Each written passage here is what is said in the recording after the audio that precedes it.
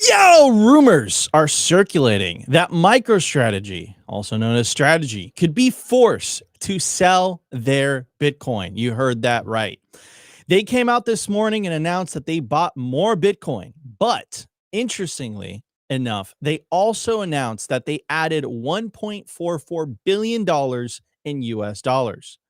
Now, Michael Saylor has been adamant that they will never sell their Bitcoin no matter what. But their new strategy, no pun intended, just said something completely different. So, anyways, let's check out the clip. And then, of course, me and Opti shall talk about it. We can sell Bitcoin, and we would sell Bitcoin if we needed to fund our dividend payments below 1x MNAV. And that would be, by definition, if BTC yield is our North Star, right? And that's sort of what our key, our primary KPI is, just like earnings per share might be an important KPI for a traditional company. Then under 1x MNAV, it's more accretive to BTC yield to sell our Bitcoin to pay the dividends. And so we would do it in that case. Now, that said, right, as we speak, we have to look at liability management. Are there ways that we can raise capital above MNAV to pay for things below MNAV? So there are things that we think pretty long and hard about.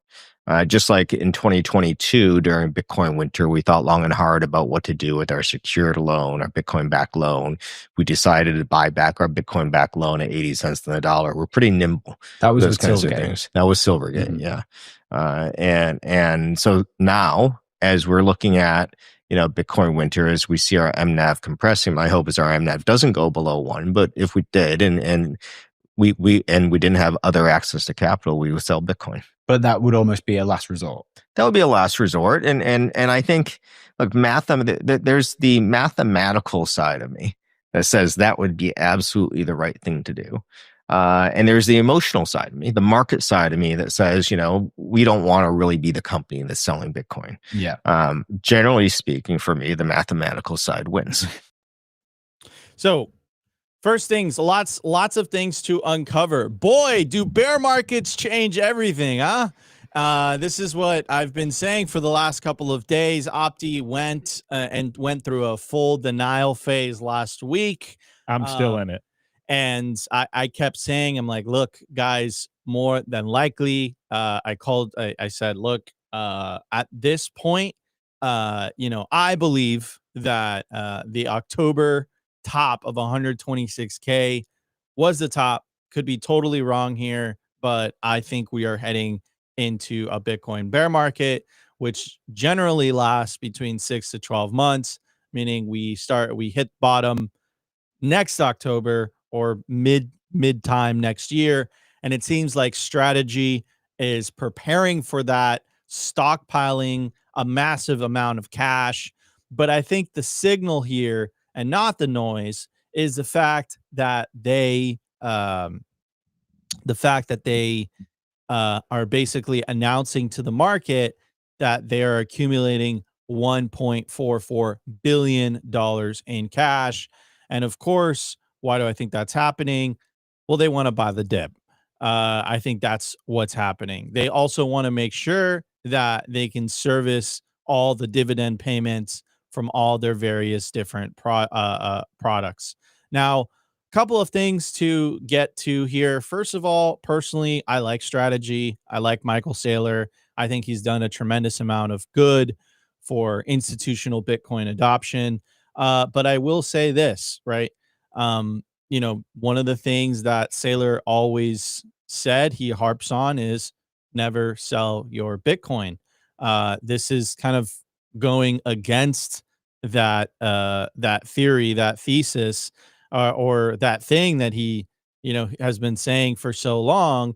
But as someone who's navigated 3 bear markets, this is going to be my third.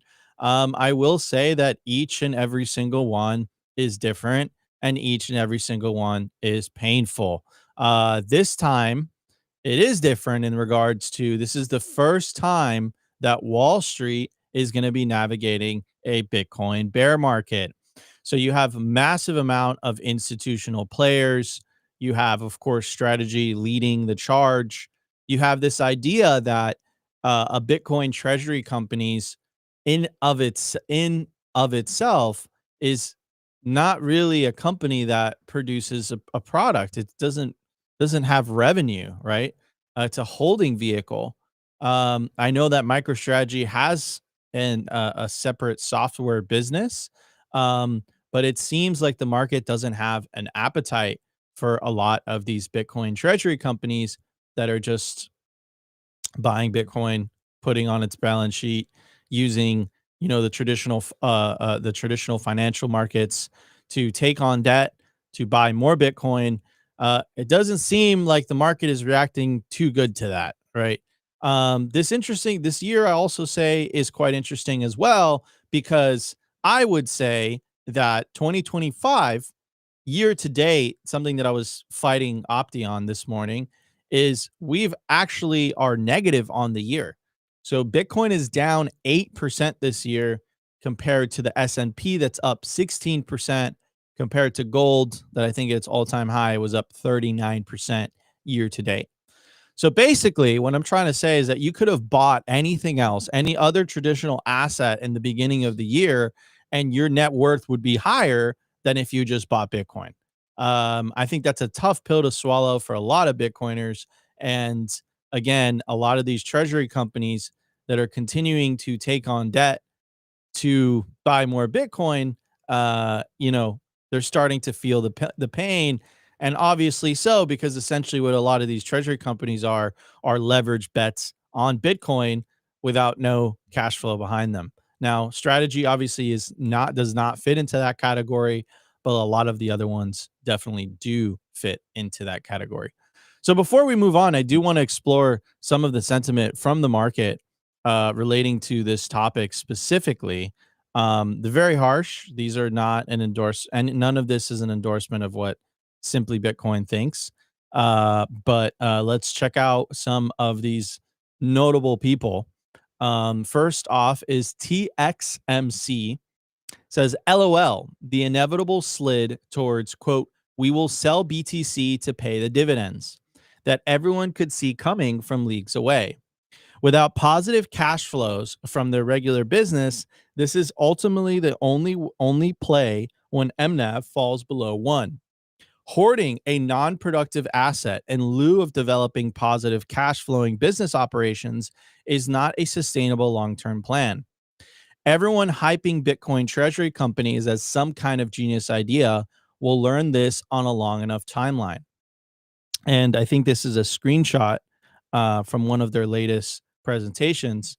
Above 1 MNAV, issue common equity. Below 1 MNAV, sell Bitcoin or sell Bitcoin derivatives. And again, I think this is what's catching everyone by surprise because we've always heard the line over and over and over and over and over and over again, never sell your Bitcoin, right? I think that is catching everyone by surprise. Here's Bob Lucas. He's a well-known kind of a tech analyst following the Bitcoin, and also he's a pretty well-followed YouTuber as well. And he says, sell Bitcoin to pay a dividend for money borrowed to buy Bitcoin. Literally the definition of a Ponzi. TXMC replies with bingo. Again, I don't really have any opinion here. I don't really have any any thoughts on here. I will say is that I don't think MicroStrategy or strategy is a Ponzi. I think that they've been able to accumulate the largest Bitcoin holdings on planet Earth. I think Michael Saylor is definitely protected tremendously towards the downside, but he did take on leverage to buy more Bitcoin. So that's what he did, and that works extremely well when you're in a bear market, in a bull market, and you're in a bull market. You are riding high. You are thriving. You're flying like an eagle, literally. When you buy a Bitcoin treasury company, but during a bear market, again, because it is a form of leverage, it's a leverage bet on Bitcoin. You're gonna feel twice or three times the pain. And everyone has been complaining that MicroStrategy hasn't done well this year and this and this and that. Newsflash, neither has effing Bitcoin. Bitcoin has not done well this year at all. It's down 8% for the year. Now, I know what you guys are thinking. It's like, Nico, but technically we made an all-time high. Like, bro, like there was no euphoria phase. There was no nothing. People are speculating that, hey, 2026 is going to be a continuation of the trend. We're going to break the 4-year cycle. Opti still believes in that theory. I would say I still believe the 4-year cycle until it's broken. And so far, the 4-year cycle has been incredibly accurate. It called the top. If you believe the 4-year cycle theory, it called the top. It literally called that October would be the top. And October was the top. So, yeah, I mean, it is quite painful. Definitely for sure. No euphoria for us dopamine addicts that have been around here for prior cycles. It was kind of like a tease. But looking back in hindsight, I think we did have a euphoria phase. The euphoria phase just wasn't extended. And it was just a little bit. That euphoria phase was November, December, and January. So November, December of 2024, and then January of 2025. I think that was the euphoria phase. But again, you didn't really have the price action to go along with it. But a strategy right now is preparing for a crypto or Bitcoin winter, as the CEO said on the Danny Knowles What Bitcoin Did podcast. And last bit that I'll bring on, kind of like a different take. Again, we don't hold an opinion here. I personally like strategy. Simply Bitcoin likes strategy, or MicroStrategy. We like Michael Saylor. But of course, we are reporting the news. And he said, this is Garrett Johnson. Garrett Johnson is, again, just a commentator in the space. And he says, brilliant move by strategy. Initial 21 months of dividend coverage for all of their preferred liability, with a goal to grow and maintain a 24-month coverage going forward. Next ACE move will be to fully retire debt in the next 12 to 36 months and have zero liquidation risk. This company is like no other. So again, I think, it speaks for itself again in terms of what the market is preparing for. And the market clearly is preparing for a crypto winter. Now, I want to play you guys this clip before I do pass it on to Opti. Saylor, again, once explaining how strategy functions, what their vehicle is, what their products offerings are. They have a cool graphic explaining it as well. And again, this is one of their latest, I think, like earnings calls. I think that's what they're called. I don't know. But anyways, I want to play you guys the clip. And of course, me and Opti are just going to continue talking about this subject. Perhaps we disagree. Let's check out the clip and then we'll talk about it. When you take all of these things together and consider it in its entirety, what you can see is the company we have built the world's first digital credit vehicle. And we have 3 different drives that we can tap into, 3 different capital markets: the derivatives market, the commodity market in Bitcoin, and the equity capital markets.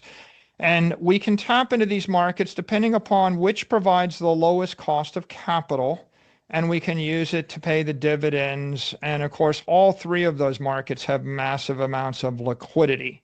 Now, there are some people that will say, well, if you sell Bitcoin, that means you're not committed to Bitcoin. Well, that's not really true. As I said before, we can sell, a tenth of a basis point or a few basis points of Bitcoin to fund a dividend, and then simultaneously acquire additional and 10x more Bitcoin via selling the credit instruments. Now, the question then is that sustainable? I'll give you a model. If you were in the real estate business and you had $60 billion of real estate, if the real estate's appreciating 10% a year, even if the real estate doesn't pay any rent, you can always break off $1 billion out of your $70 billion of real estate. You can sell it. You can pay your dividend obligations. You still have $69 billion.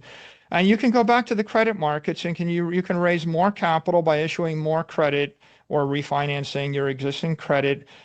And you can buy more real estate. And the real question here is the real estate appreciating at 1.3% a year? Is it appreciating at like our break-even rate? Is it appreciating at 10% or more a year, which is our escape velocity? Is real estate flat?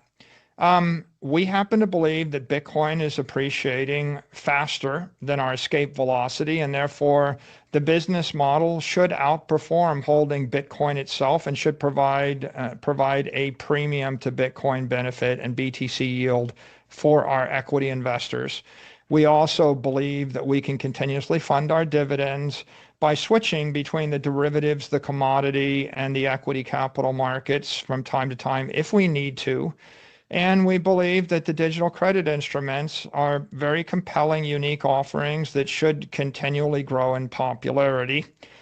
Our announcement today is that we're going to attach a US dollar reserve to our BTC reserves in order to smooth the volatility, in order to improve the credit worthiness of the company, improve the credit worthiness of the digital credit, and provide the management team with a long time frame. I mean, we can take 21 months to decide which of those capital markets we wish to tap, and we can continuously tap into any of those capital markets to increase the size of the reserve or to increase the size of our Bitcoin holdings continuously.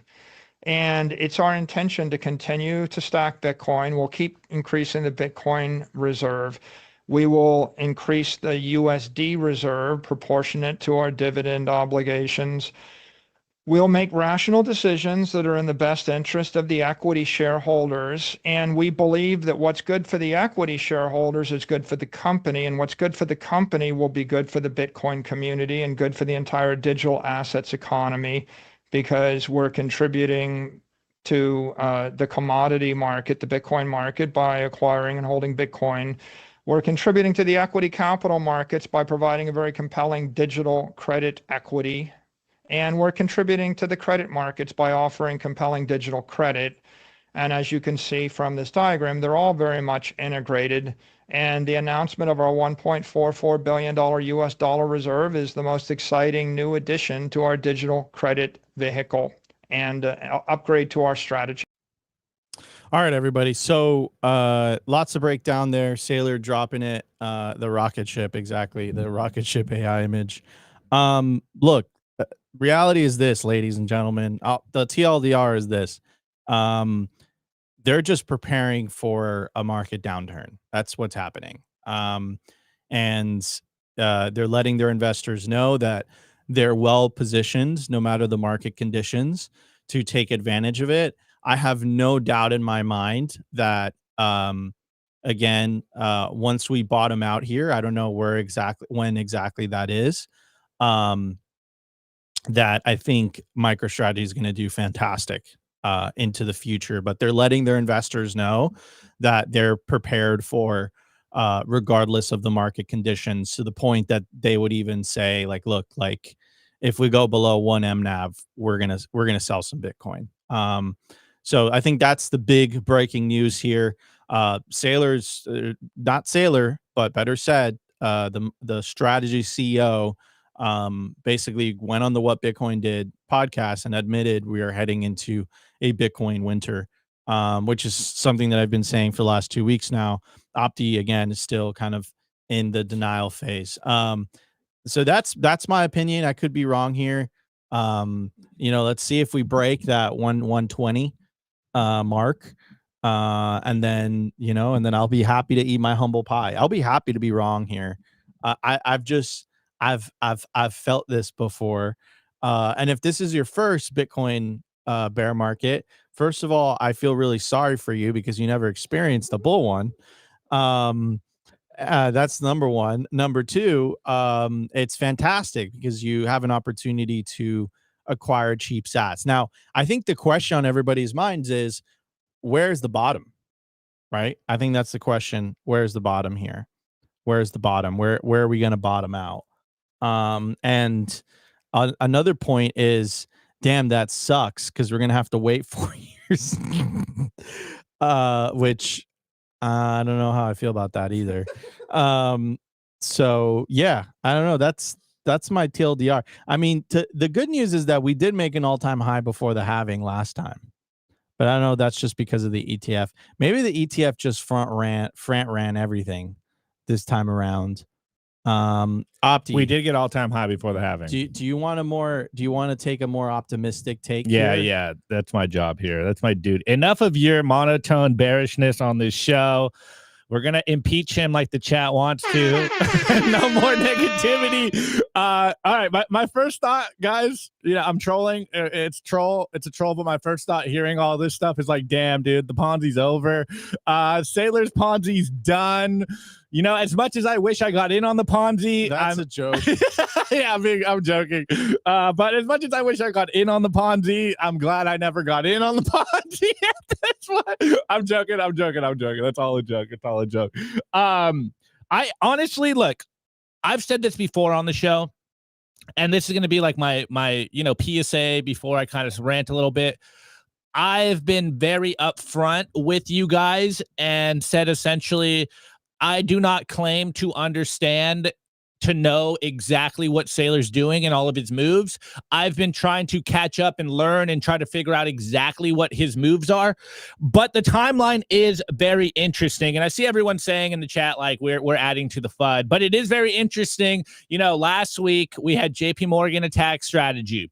Then they launched their own product. Now this week, this does pop up. Everyone is freaking out on Twitter, calling, strategy, Ponzi. I saw Schiff come out of the woodworks, call Sailor the biggest con man on Wall Street.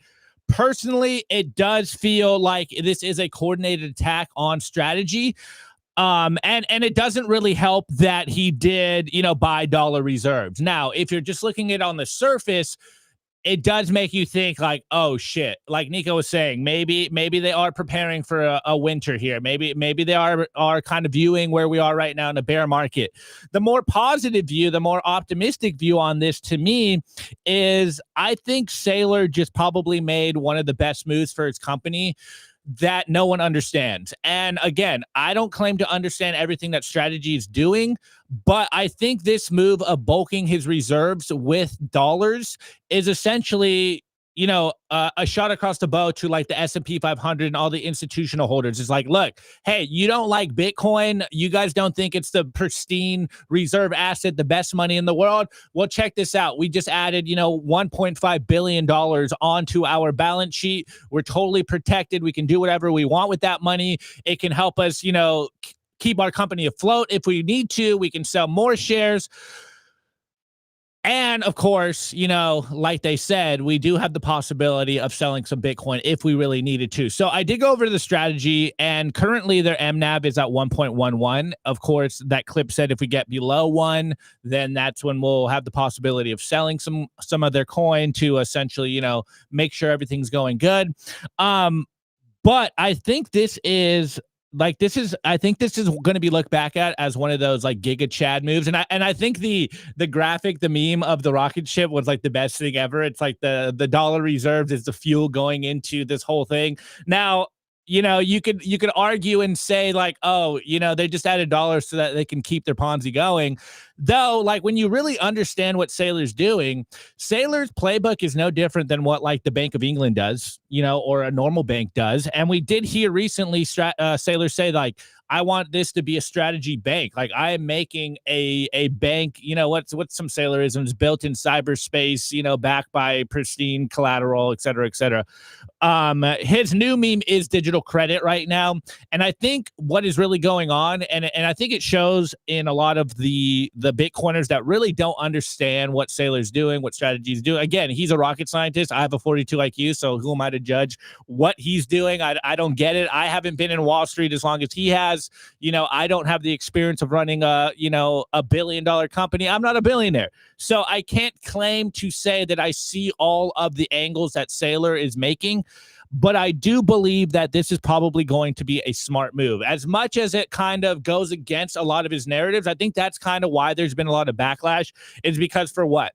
4 years he's he's come out there like, sell your kidneys, don't buy shares, HELOC your house, never sell your Bitcoin. And then now he's like, you know what, you're like, we might sell some if we have to. And also, oh yeah, we are adding some dollars to our reserve, where for 4 years he's like, yo, go all in, don't own anything but the best, the fastest horse in the race. So I think there is like this, I think people are feeling maybe a sense of betrayal here. They're like, yo, he lied to us. It does feel a little snake oily if you don't understand what he's doing. But again, when you look at what he's done and what his company is doing, it's no different than, again, like I said, the Bank of England, it's just built on Bitcoin. And therefore, this is where I think it all comes together. Like I mentioned, the JP Morgan stuff and the strategy stuff, the recent strategy FUD is like we said last week, Wall Street wants to come into Bitcoin. They're here. They're knocking at the door. They're trying to get as much Bitcoin as possible. I saw Caitlin Long tweet about the recent dump down to 85K, and she's just like all caps, basically like so much manipulation in the price. And so it all kind of plays out in my mind that Wall Street is trying to, figure out a way to liquidate Saylor, even though Saylor basically said like, look, if Bitcoin goes up 1.5% a year, just to be clear, I think that Saylor is super safe. Totally. I don't think strategy is going anywhere. 100%. But the copycats, on the other hand, I think we might see a cascade as things start to, as the price starts to go down. I will remind everyone, right, that we are already in uncharted territory, because the famous meme of 3 green, 1 red has been broken. It's officially been 2 green and then 1 red, and then 2026 is yet to be determined. There's a lot of people that are saying that the 4-year cycle is broken. So far, the 4-year cycle has been on point, incredibly accurate. So to think that somehow it's different, I would like to say, let's see. That's yet to be determined. I don't know yet. I don't know the answer to that question. I don't see that happening right now. And clearly, strategy is preparing for a market downturn. I mean, you heard the CEO himself say it. You heard him say it, right? You heard him say crypto winter, right? They are accumulating a $1.44 billion cash position. Why do you have cash? Like, what is the point of having cash? The point of having cash is so that you can smash the dip. You could smash by the dip if and when there's a dip, right? If you were bullish on the short-term price movements of Bitcoin, then guess what? You wouldn't be sitting on $1.44 billion worth of cash. I mean, you wouldn't be sitting on $1.44 billion worth of cash. You'd be ready to deploy that into Bitcoin. So I'm just calling it like it is, like how I see it. I'm perfectly happy to admit that I was wrong and that I have, pie on my face and then, and all this stuff. But I had this feeling, and I remember this feeling because I've experienced this effing feeling so many effing times in the past. And that feeling is like, oh, like that was it. Right. The thing, and it's always obvious in hindsight. I think the part where it caught people off guard this time around is there was no euphoria. And I'll tell you the good news, by the way, because there was no euphoria. I don't think, and I could be wrong here, you'll get a crazy 90 to 80% market downturn. I don't see that happening. There was no mania for that, for like a counter move to take place, right? Does that mean that Bitcoin can experience a 50% dip? Of course it can. a 60%, of course it can. Maybe 70, of course it can. We don't know. But I'll tell you my own personal sentiment. Opti definitely disagrees with me. And the chat clearly disagrees with me. Dude, we stable retarded. But you know, I remember this feeling. I know this feeling. You know, it's I'm going down memory lane, bro. And like to I'm your like, point, all right, yep, that was it. Okay, here we go. The only part, the only sadness that I'm experiencing is that like I'm like, oh man, another 4 effing years. That's the only part where I'm like, oh God, that's 4 years is like how long you stay in college. It's a long time. 4 years is like your whole high school experience, right? Is 4 years. A presidential term is 4 years, right? I'll leave it at this, and then we really got to move on to the next segment, which is I think that by the end of Trump's term, I think we're going to see explosive price action. And I'll get to why that is after the break. And I have a clip by Arthur Hayes. And I'll tell you guys my theory, right? So Trump only has 3 years left in it, 3 years left in his term. Really, right? 1 year, bro. So anyways, guys, it's going to be a great show. If you guys have been enjoying it so far, smash that like button. But the breaking news is that Strategy could sell Bitcoin during this market downturn. And if Strategy is admitting they could, I'm telling you, those much smaller Bitcoin treasury plays, they're going to do exactly the same thing. So we're going to be right back in just a bit, ladies and gentlemen.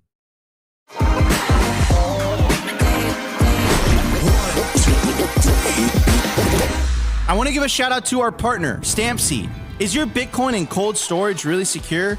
Are your seed phrases really secure?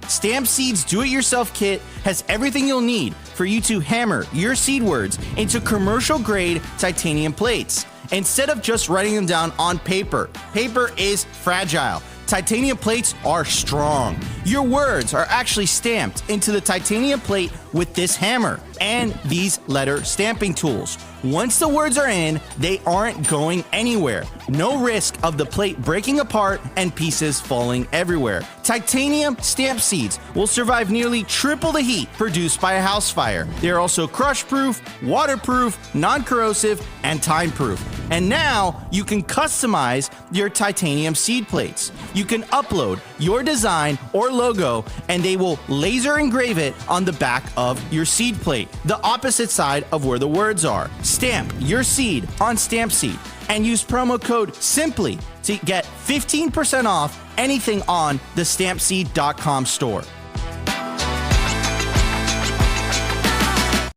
All right, everybody, we are back. Scan the QR code on your screen. Go to stampseed.com today.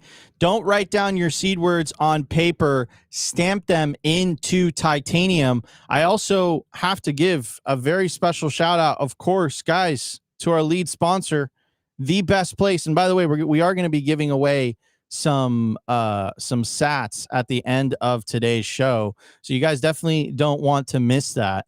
But I do want to give a very, very, very special shout out, of course, to Best Place to build your automatic self-custody Bitcoin stack.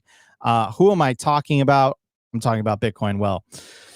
The reason we recommend here a Bitcoin Well here at Simply Bitcoin is it's an automatic self-custody Bitcoin on-ramp. And you're saying, Nico, what in the hell does that mean? That means that when you buy Bitcoin on Bitcoin Well, as soon as the funds clear, it goes straight to your self-custody Bitcoin wallet address. They don't even give you or leave you the ability to leave your money or your Bitcoin on the exchange. They incentivize you for you to take self-custody. If you're a higher net worth individual looking to buy $50,000 worth of Bitcoin or more, a family office, an organization, a trust, you have to check out Bitcoin Well Infinite. To get started, go to bitcoinwell.com/OTC today.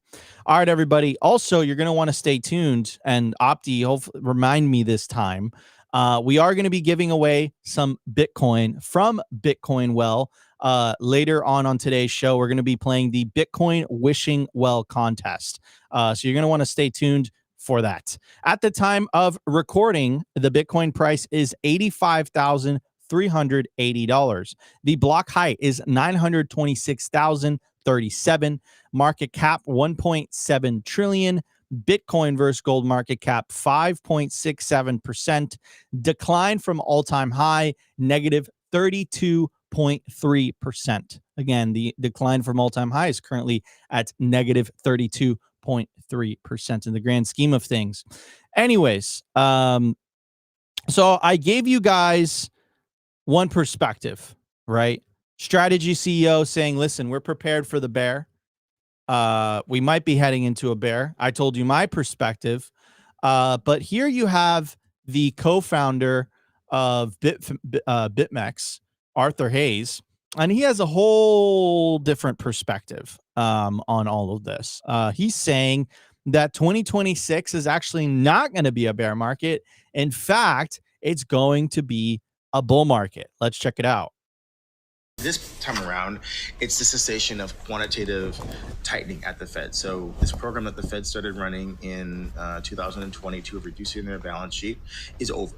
Now the balance sheet will be kept constant, and obviously most analysts believe that the Fed is going to restart quantitative easing at some point for whatever justification that they give. It doesn't really matter. All we know is that we have essentially bottomed on the liquidity chart, and the direction in the future is higher. And so that's why I believe that the $80,000 dip on Bitcoin recently is the bottom. And now we're going to have a supportive liquidity situation, at least marginally on the dollar, and we're bottom here and can go higher. All right, everybody. So let's see if that's the case. But I will tell you is happy December 1st, everybody. And you say, Nico, what does it matter? It's December 1st. Like what? Like why are we even celebrating that? Like what's wrong with you? Well, the reason I'm saying happy December 1st is because December 1st is the day that the Fed ends QT. So quantitative tightening is officially over. And Arthur Hayes, co-founder of BitMEX, also billionaire, I believe, one of the wealthiest people in the industry, is basically saying operating income turns positive for the first time in 3 years. And that QT is officially over. Arthur Hayes is speculating that eventually we're going to head into QE. I don't know if they're going to call it QE. But I will tell you is that Trump has an agenda. And every single president since 1913, since the establishment of the Federal Reserve, has used the Federal Reserve to pass their agenda. And also, the Republicans are heading into a midterm year next year. And I'll tell you this as someone who is a big fan, still is a fan of President Trump. Not too happy about the first year. Not too happy. Policy-wise, I think it was good. I think it was fine. But you know, and all the promises he's kept towards the Bitcoin industry, that was fantastic. That's good. But the main thing that Bitcoiners care about is number effing go up. And when Trump was inaugurated on January 20th, 2025, the Bitcoin price was 109,000. I'm 11 months older. My daughter's almost 2 years old, and the price is $85,435. Not too happy about that. I'll be honest. Not too happy. I'm just not too happy. Not too happy.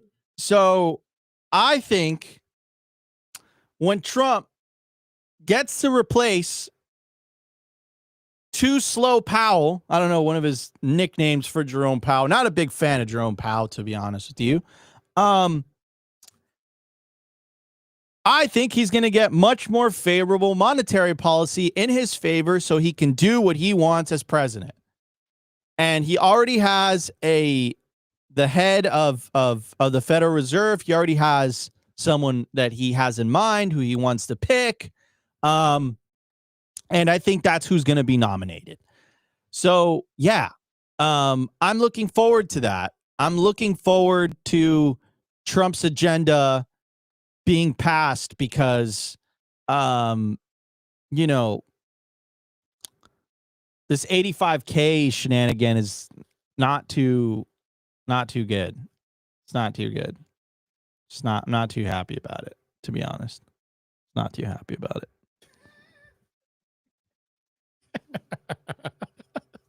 This is funny. Okay, let me jump in here.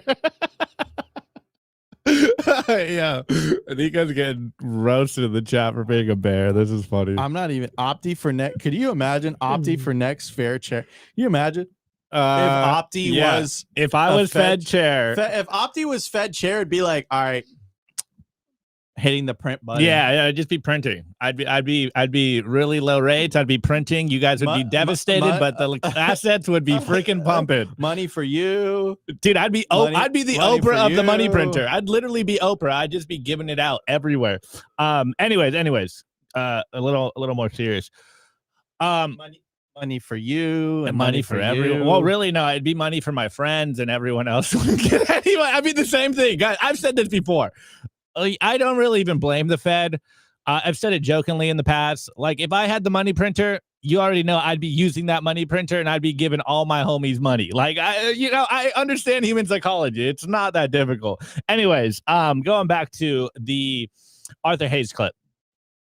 This is one of the reasons why I am still bullish. This is why I don't see that we're going to go into a multi-year bear market, is because I think what is different now is exactly what Arthur Hayes kind of laid out, and then the whole global macro landscape going on.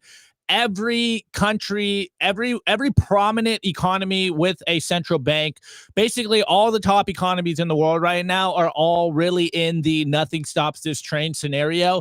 They are all backed up into a corner and they all have to print money. And if the liquidity is about to get turned back on like a fire hose, it just makes no sense to me how we're going to be in a multi-year bear market. Now, with that being said, Trump does have an uphill battle here. The economy, no matter what numbers they throw out there, is absolutely horrible. People are in pain. People are broke. No one feels like these official numbers are real. No one believes the official numbers because everyone is having a hard time. Even, obviously Nico's having a hard time because Bitcoin's at 85K. Even Bitcoiners are having a hard time because our asset is getting pumped. Bro, we literally went sideways for a year. We're down on the year.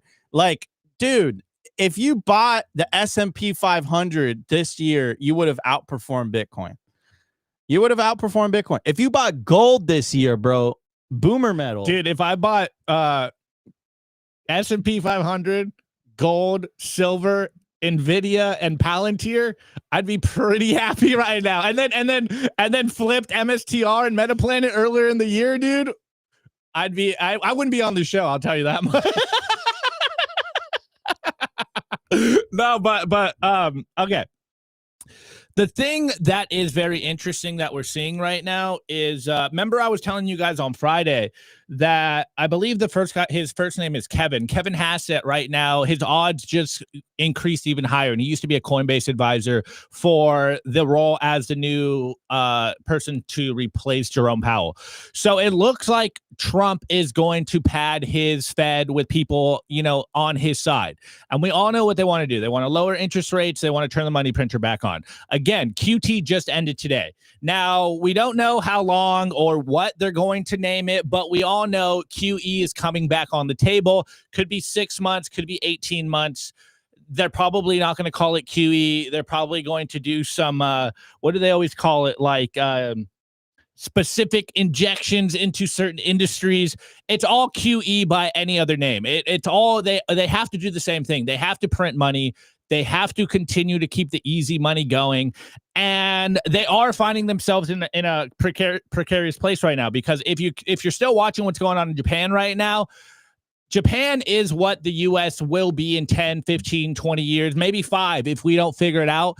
and they're having a lot of trouble. And what did they just do? They injected their the equivalent of $1 trillion into their economy. So we know where this is going. Again, the big print, nothing stops this train. They have to inject liquidity into the system. That's the only way this thing runs. It's essentially like, you know, injecting yourself with like steroids. Like once you do it, wait, you have to keep doing it. No, we don't endorse that. No, That's illegal. I'm not saying that I'm endorsing it. I'm just saying that's what it is. Once you do it, you can't stop, is what I'm saying. And so this is where the economy is. The economy is fake. The economy is running on synthetic fake money. This is what's going on. We don't endorse any. I'm not injecting. I'm not endorsing anything. I'm just saying I actually not deny giving it. Advice also, dude. I'm giving an example. That's like, a terrible example. What do you mean? It's a perfect example of how the economy is working right now. You need to continue to inject liquidity into it because once you stop, it blows up. Okay, it's perfect. It's literally a perfect metaphor. Guys, it's going to be a fantastic show. We have a special guest who's joining us at 1:50. We have Walker America, who's going to be joining us for the culture segment. So really, really excited for that. We also have a lot of news lined up for you guys. Elon Musk might potentially be buying Bitcoin. There seems to be signs that are indicating that. He was name dropping Bitcoin as well. Also in other news we got lined up for you is they're FUDing Tether. There's a full-on Tether FUD attack that is happening. So we're going to read you the response by the Tether CEO, Paolo Arduino. We're also going to show you who is FUDing Tether, speaking of Arthur Hayes. And then we had Vijay Boyapati, who accurately predicted that a lot of this FUD would be coming a couple days before the FUD even materialized. So I thought that was quite interesting. So anyways, guys, and we also dumped from $92,000 to $84,000, I think was the bottom. So I don't know. Let me know what you guys think. Opti, I think we should run a poll before we move on to the next segment. Let us know what you guys think. Do you think we are in a Bitcoin bear market, or do you still think the Bitcoin bull market is coming? One thing is for certain, nobody knows. Another thing is for certain, we have already broken the trend. It is no longer 3 green and 1 red. And also, this has officially been one of the worst Q4s in Bitcoin's history, especially the year after a halving, right? So I think maybe that's why everyone is kind of scratching their head. So anyways, we're going to cover all of this and more right after the break. We'll be right back. I want to give a shout out to our partner, Ledin, the leader in Bitcoin-backed loans. Unlock the liquidity in your Bitcoin without having to sell your Bitcoin. They've issued $9 billion in loans to over 10,000 customers since 2018. I absolutely love these guys. Not only do I have an account with them, but I also have a loan. And what I love about them is that there are no monthly payments, and you could pay back the loan at any time. As soon as you send your Bitcoin as collateral, you'll have cash in your account within 24 hours. Over 1,000 5-star customer reviews, and they've never lost a single dollar or sat of customer money. Go to learn.ledin.io/simply today, and you'll get 0.25% off your first loan.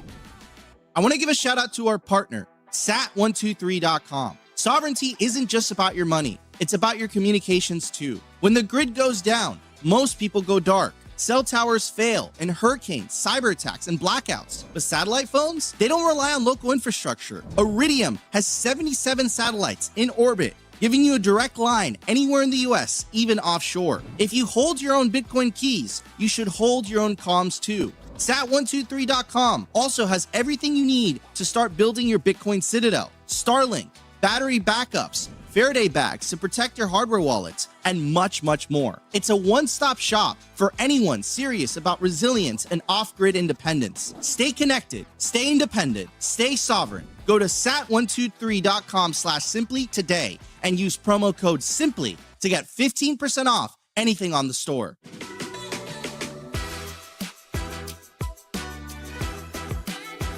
I want to give a shout out to our partner, BitKey. If you already self-custody your Bitcoin, you know the deal with hardware wallets by now. complex setups, clumsy interfaces, and a seed phrase that can be lost, stolen, or forgotten. BitKey fixes that. BitKey is a multi-sig hardware wallet built by the team behind Square and Cash App. It packs a cryptographic recovery system and built-in inheritance feature into an intuitive, easy-to-use wallet with no seed phrase to sweat over. It's simple, secure, self-custody without the stress. Time named BitKey one of the best inventions of 2024. Get 20% off at bitkey.world. That's BITKEY.world with the code SIMPLY.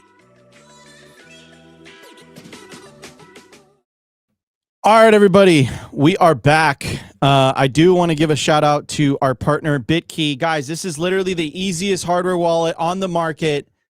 Literally go to bitkey.world, use promo code SIMPLY. Again, promo code SIMPLY. You get 15% off anything on the bitkey.world store. Again, not your keys, not your cheese. You want to take self-custody. This has multi-sig built in, has built-in inheritance as well. Go to bitkey.world. Again, use promo code SIMPLY to get 15% off anything on the store. Anyways, back to today's show. What are we talking about today, ladies and gentlemen? Well, here is the GOAT, Vijay Boyapati, wrote the famous bullish case for Bitcoin. I think that needs an update now. The sideways case for Bitcoin. I'm going to be dropping that article very soon. Go subscribe to my Substack. The sideways case for Bitcoin. Written by Nico. Written by Nico Moran, co-authored by Optimus Fields. Opti at the end, he's just gonna say it wrong. Period. Yeah, don't waste your time. Wrong. So so Vijay Boyapati says expect an enormous amount of FUD over the next few days as a clean break upward for BTC is going to push a lot of short positions into the danger zone. You'll hear Tether FUD, MicroStrategy FUD, Quantum FUD, mark it down. Well, like effing clockwork, Arthur Hayes posted this, and he said, the Tether folks are in the early innings of running a massive interest rate trade. How I read this audit is they think the Fed will cut rates, which will crush their interest income. In response, they're buying gold and BTC that should, in theory, moon as the price of money falls. A roughly 30% decline in the gold plus BTC position would wipe out their equity, and then USDT would be, in theory, insolvent. That's a big claim. I'm sure large holders and exchanges will demand a real-time view of their balance sheet so they can assess the solvency risk of Tether. Get out your popcorn. I expect the mainstream media to run wild with this, especially all the editors with Trump derangement syndrome who want to crap on Lupnick and Cantor for backing this stablecoin. So here is the breakdown, ladies and gentlemen, of the U.S. Treasury bills, the overnight reserve repurchase agreements, term reverse repurchase agreements, money market funds, cash and bank deposits, non-U.S. Treasury bills. And it has the breakdown, the subtotal, and then the total. Paolo Arduino responded with, from latest attestation announcement, Q3 2025, Tether will continue to maintain a multi-billion-dollar excess reserve buffer and an overall proprietary group equity approaching $30 billion. Tether had, at the end of Q3 2025, $7 billion in excess equity on top of the $184.5 billion stablecoin reserves, plus another $23 billion in attained earnings as part of our Tether Group equity. Tether Group total assets are $215 billion. Stablecoin liabilities are at $184.5 billion. S&P made the same mistake of not considering the additional group equity nor the $500 million in monthly base profits generated by U.S. Treasury yields alone. Some influencers are either bad at math or have the incentive to push our competitors. Forever trusting who we are. No, nothing else matters. Now, before we move on to the next bit of news, I will say this, dude, they're literally the most profitable company on the face of the planet, and they literally hold more gold reserves than more central banks on the face of the planet. I'm more concerned about the insolvency of some governments than I am of Tether, to be honest with you. But it's interesting how the FUD comes out, the Bitcoin price dumps, and you have Caitlin Long making comments like, hey, market manipulation. They're trying to shake you out of your bags, ladies and gentlemen. That's exactly what's happening here. Make no mistake. My opinion, I could be wrong. My humble opinion is that they're trying to FUD. They want the price to go down. And I think that's exactly what's happening here. But again, basically saying that Tether, out of all companies, is insolvent is so ridiculous. Compared to a lot of these central banks, compared to a lot of these companies that don't hold the most amount of gold on planet Earth, that aren't the most profitable companies on planet Earth. I just fundamentally disagree. And also, not to mention the fact that Tether, again, is one of the most widely adopted non-sovereign alternatives on planet Earth, right? I heard a story this morning that some countries, their supermarkets, you walk in and they're starting to price things in Tether, right? Like, it's crazy. Like, anyone around the world can now have a US dollar bank account, essentially, a US digital dollar bank account. So yeah, I call BS on the FUD. But anyways, I want to get your opinion on this, Opti. And also, it seems like our guest has joined, so we're going to bring him up in just a bit.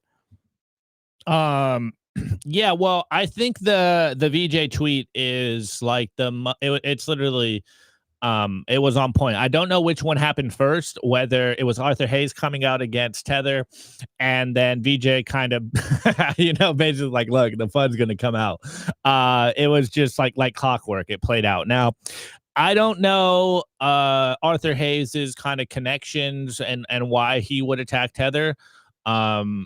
Maybe he just doesn't like Tether. Maybe he likes like USDC. I know he uses that a lot for trading. I know he's not really at BitMEX anymore, but you do see Arthur Hayes moving USDC. So maybe, I know he doesn't have actual connections to Circle, but maybe he just doesn't like Tether and he likes USDC. I don't know. Maybe like the Paulo tweet was and the VJ tweet kind of combined. It's like they just don't like Tether. But to Nico's last point, I think it's just like very obvious to me, whether you like Tether or not, they're like the most profitable company, period. They have, I would argue, the best reserves out of anyone ever on planet Earth. They have literally everything that's been considered strong: gold, treasuries, and Bitcoin, and they're top holders in basically all three of them. So to say that they are going to like go insolvent, it really sounds like remember in the past all the Tether truthers? There's some Tether truthing right now. Exactly, bro. So I don't know. I call BS. I call FUD. And I want to know who stands to benefit from this narrative, this argument. That's my question for this whole thing. But anyways, guys, we're going to be right back. Didn't JP Morgan just drop their own stablecoin? I mean, there you go. There you go. I'm pretty sure that just happened. Bro, I mean, that whole drama last week was wild. That was some wild stuff. Anyways, I do want to give a shout out to the live stream. 754 of you guys watching live on YouTube. Almost 100 of you guys watching live on Rumble. Shout out to the Nostr crew as well. If you're watching the pre-recorded version, love you guys. Smash the like button. Consider subscribing.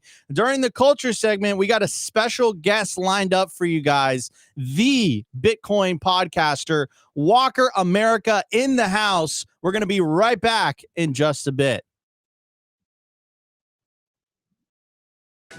I want to give a shout out to our partner, HIVE Digital Technology. Why HIVE in 2025? unstoppable growth. As the first ever public miner, HIVE's position to quadruple their global footprint, making them one of the world's fastest growing miners in 2025. And with elite operations that consistently top the industry in Bitcoin mined per exahash, HIVE's now headquartered in the USA. They're lean and mean, they're green and clean, and they're rewriting the playbook on sustainable Bitcoin mining. You can catch the latest buzz at HIVE Digital Tech or at hivedigitaltech.com.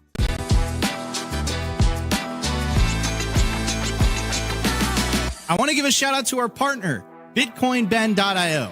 If you're into freedom, Bitcoin, and building a real community, this is for you. Gain exclusive access to real-world, members-only, private clubs across the globe, featuring poker nights, expert-led classes, co-working spaces, educational meetups, live events, and more. Current locations include Sarasota, Nashville, Boston, Dallas, Las Vegas, and St. Louis, with new clubs launching soon in West Palm Beach, Scottsdale, Alabama, and beyond.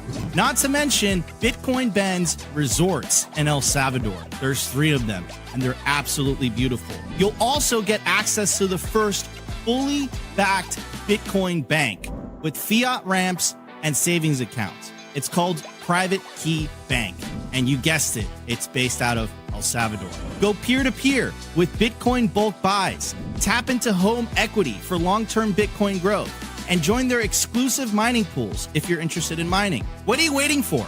Head over to bitcoinben.io, join today, where Bitcoin meets freedom.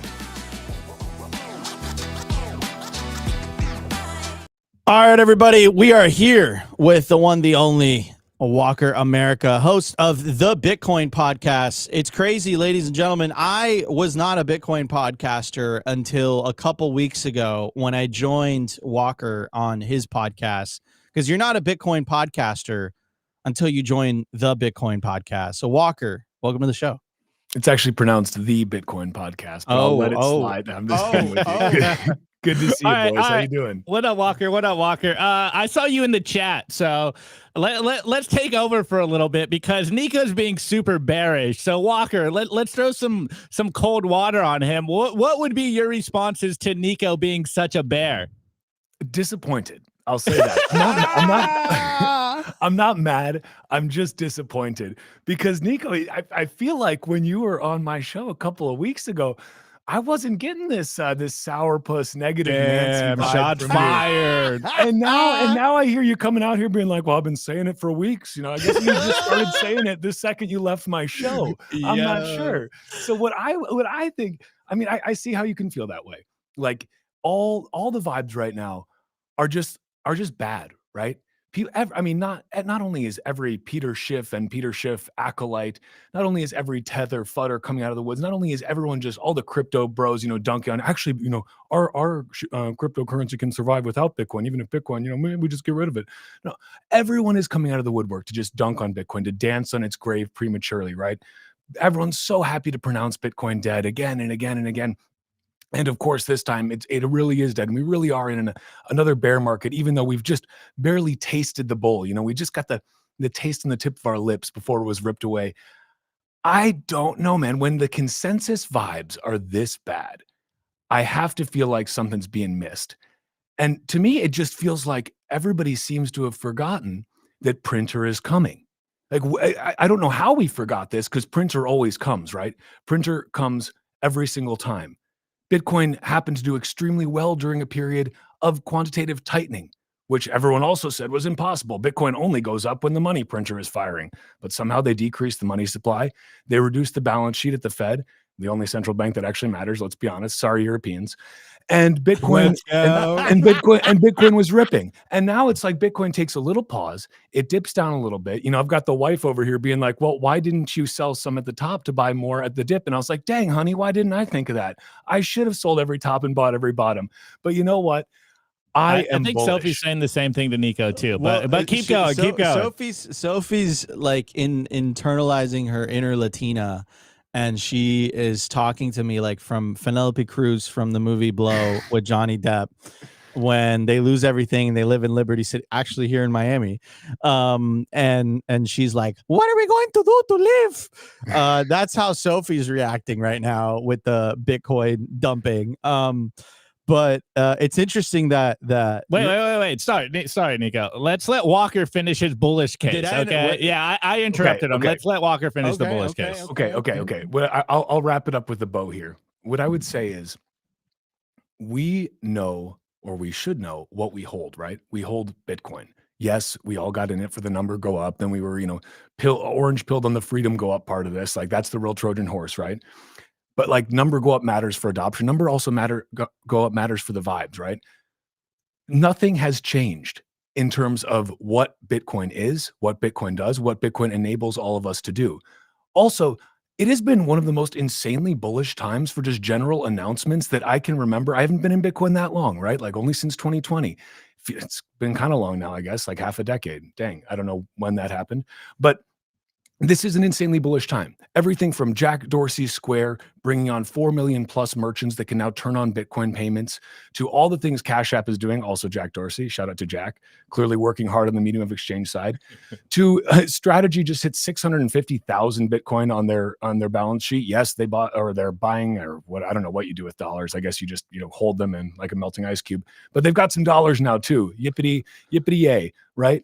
Not only that, but you've got nation state stacking. El Salvador just had one of their biggest buys ever. You've got all of these things happening in parallel. Meanwhile, gold is running up. The Fed's about to turn on the printer, and everybody is sitting here like, well, I guess we're just going to head into a protracted bear market. But don't worry, the lows won't be quite as low. So there's that at least. Let me go take my testosterone supplement and see if my balls reattach themselves to my body. No, grow a pair. Remember what you hold, guys. Things are about to get wild. I don't think we're going into some protracted bear. I think that this is it's a breather on the way up, right? Maybe I'm wrong. Maybe we nuke back to 58K. Good. If we do, bring it. It will shake out you paper-handed, high estrogen having, in which case that's natural, high estrogen having losers, and we can get back to business, right? And in the meantime, freedom keeps going up, which is why we're ultimately all here in the first place and why we stayed. Rant over. Great to be here, guys. Let's go. Dropping absolute bars. Hey, shot fired at Nico. I love that. I love that. No, I'll take it. I hope. No, Nico has very high T. He knows that. I know that.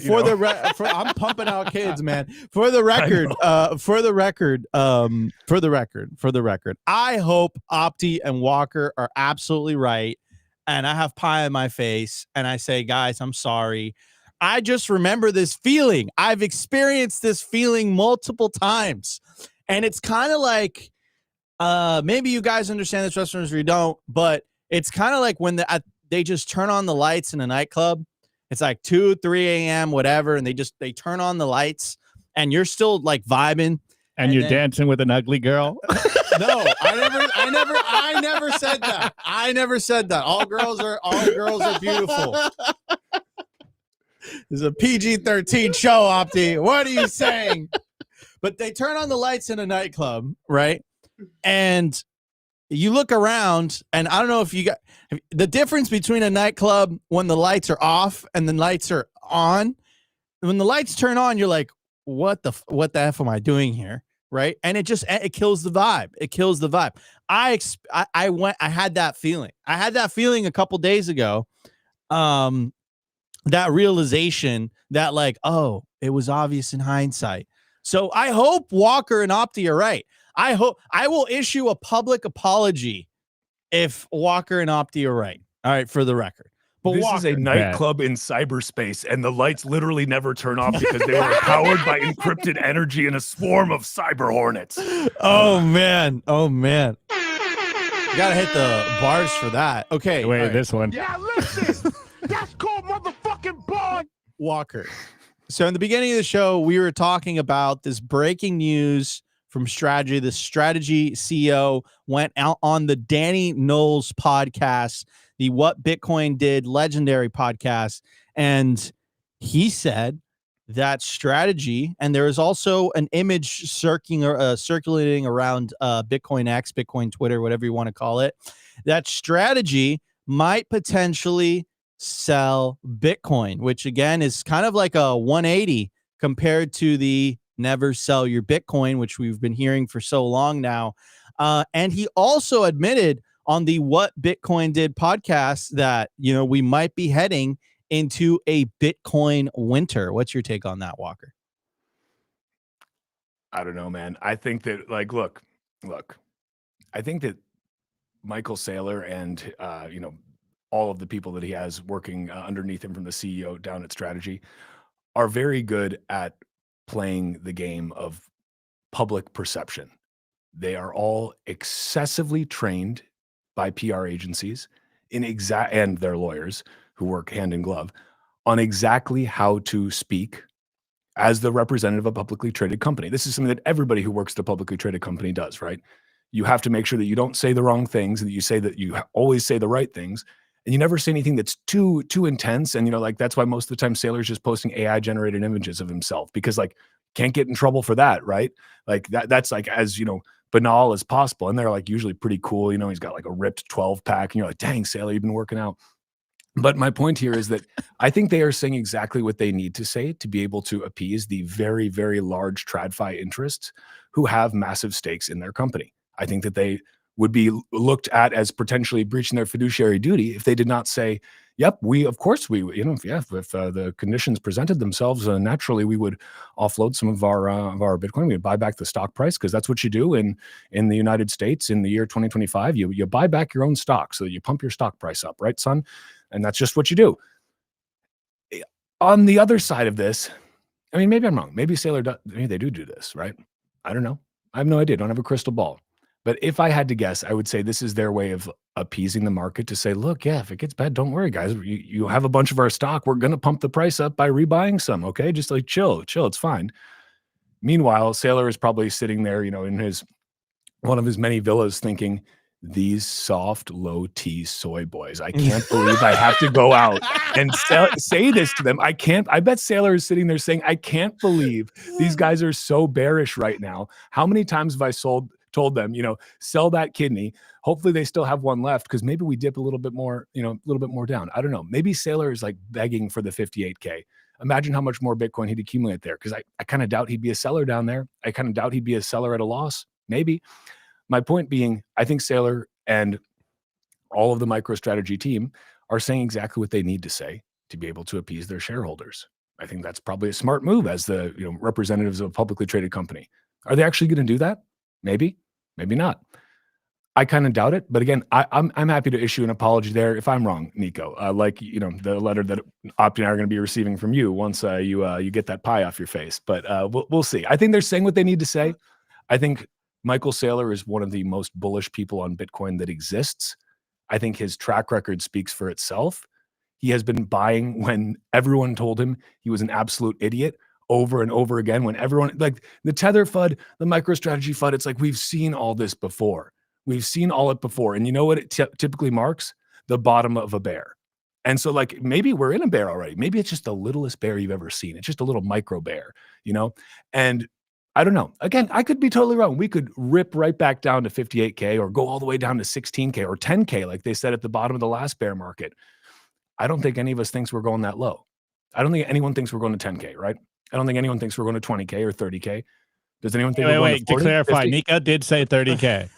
Did you really, Nico? Did I miss that part? Oh my God. Dude, the thing is, he said potentially. He didn't say it's going, but everyone's saying that Nico said that. I've experienced 3 of these already, and just every single time it's always the same, which is you go through this, you hit peak. Wait. You did clarify over the weekend that it probably won't go to 30K. So look, the reason I don't think it's gonna have a regular 70% correction is because we didn't have a euphoria phase, right? We had a tease. We had a tease phase. It's I'll use the nightclub analogy again, right? It's you went to the nightclub, and you were there for 30 minutes, and then they turned on the lights. You'd be this is stupid, right? So it's the same. Maybe that's a bad example, but the point remains, right? We never really had a euphoria phase. It never really hit, right? There's all these different references that I want to use growing up here in Miami, but I'm not going to use them. I'm just going to stick to the euphoria aspect. We didn't have a euphoria phase whatsoever. It just never happened. So do I think we're going to have this crazy, this crazy hangover? No, I don't think that's going to happen. I don't foresee that happening. You can't have an 80% drawdown if the price never went parabolic. But that doesn't mean, that's not to say that we might be heading into, a 50% drawdown. We're already down 30%. So like, would it really surprise you if we hit 50, 60, 70K and then, go sideways for a little bit and then go pick back up to new all-time highs? And then this all happens in 2026 and then 2027. That wouldn't surprise me at all. Right. All I'm saying is I've been in this part of the movie before. I know what it feels like. And, I could be totally wrong here. I could be issuing Walker and Opti a public apology.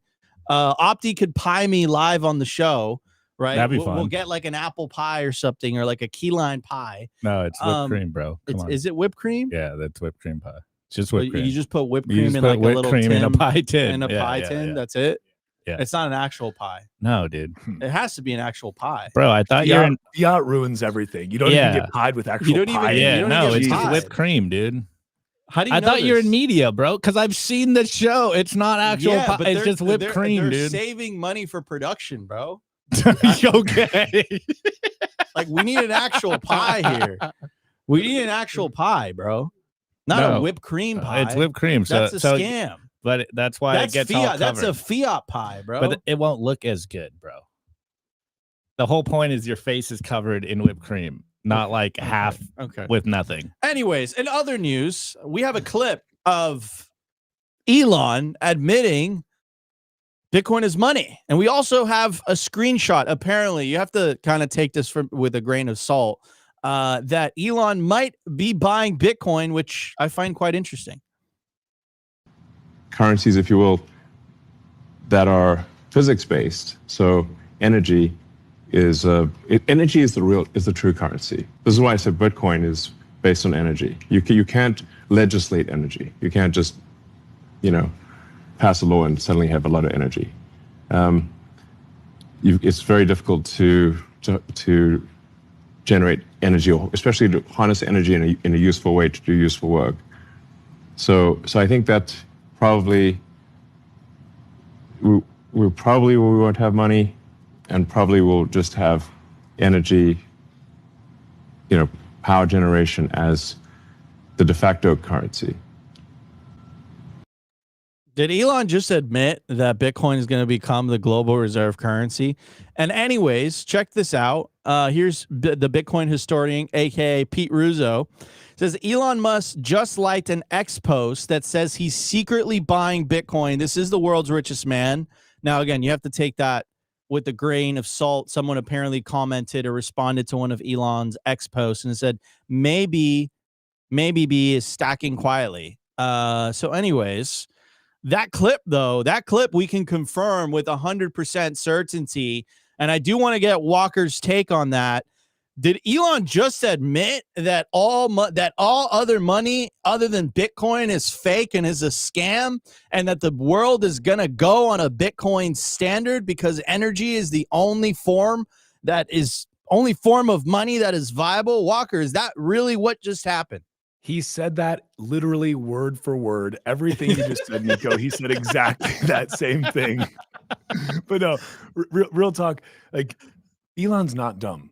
Right, he's like literally on the forefront of moving humanity into a multiplanetary species. Right, he's the richest man in the world. He's arguably the most successful man in the world, if you want to define by that metric. Right, and guys invented reusable rockets and made lame electric cars like actually sexy. Right, like you actually almost want to drive them, and like not just because you're a granola munching like Antifa Portland person.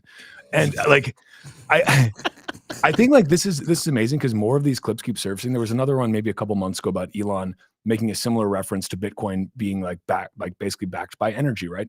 He said this kind of thing before. SpaceX and Tesla, like Tesla still has Bitcoin on its balance sheet. I think they sold some of it, but like, they still have some.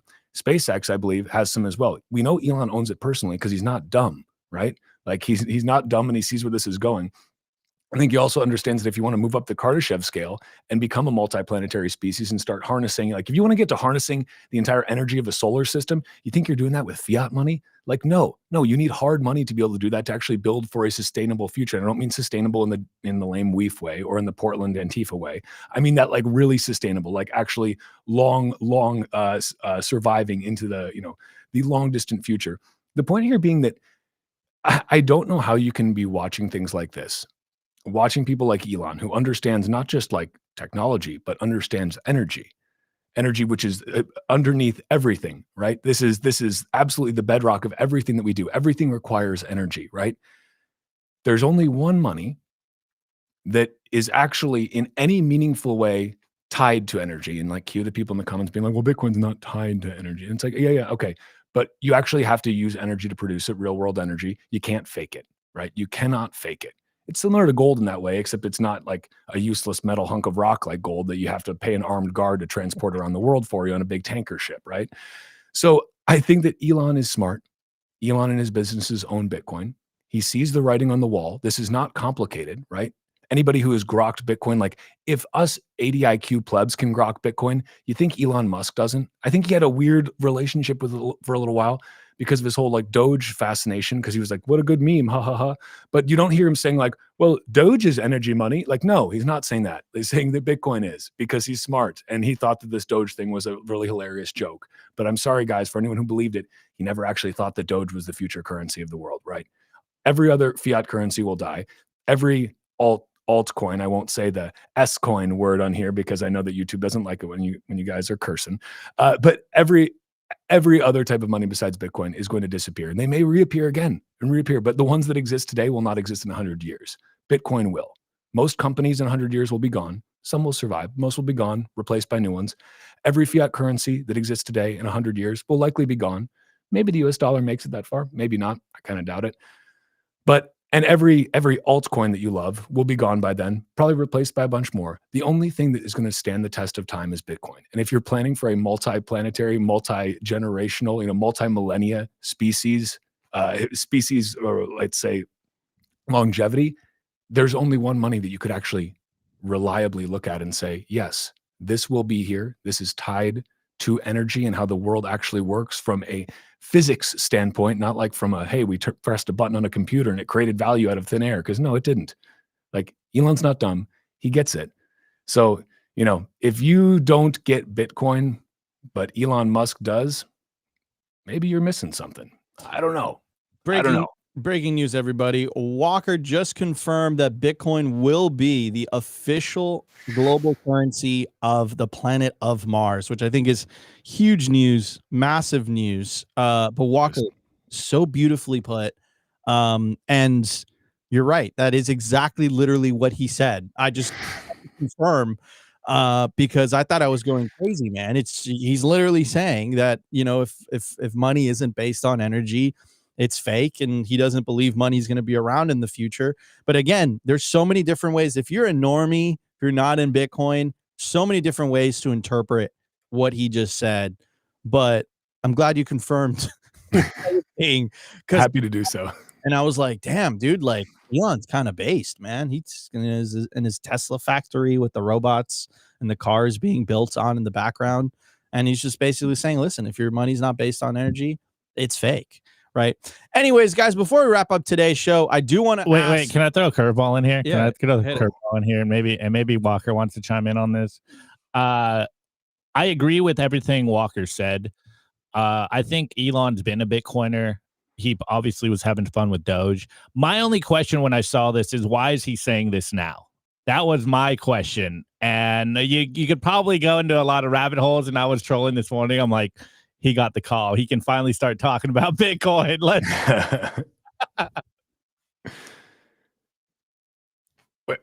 Was that a question or just I was just trolling. I'm just commenting on it. Yeah. Okay. I wasn't sure. Was that a question? Why is he commenting on Bitcoin now after everything he did? What? When was the whole green mining thing? Like 2-3 years ago now, and now he's coming back around and like, actually, this Bitcoin thing makes sense, and it's really just because of all of Wall Street's coming into Bitcoin is basically the point. Dude, I remember Loki, like very, very, very short story. I remember Elon was on a space like a couple years ago with Kathy Wood, and like Preston Pish was up there too. And Preston asked a question like, Elon, like, how much have you looked into mining Bitcoin and its, ability to help, you're so focused on renewable energy bill and all these things. Have you looked into how Bitcoin mining can really help to make this profitable, both in the short term and the long term, stabilize the grid, et cetera, et cetera.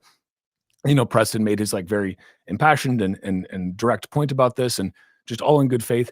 And Elon's basically like, if you guys are going to keep talking about Bitcoin, I'm dropping the space. Like I'm sick of you Bitcoin guys talking about this. Like Bitcoin just isn't like the solution to everything. Like it's not about da-da-da. Like I want to talk about like these other things.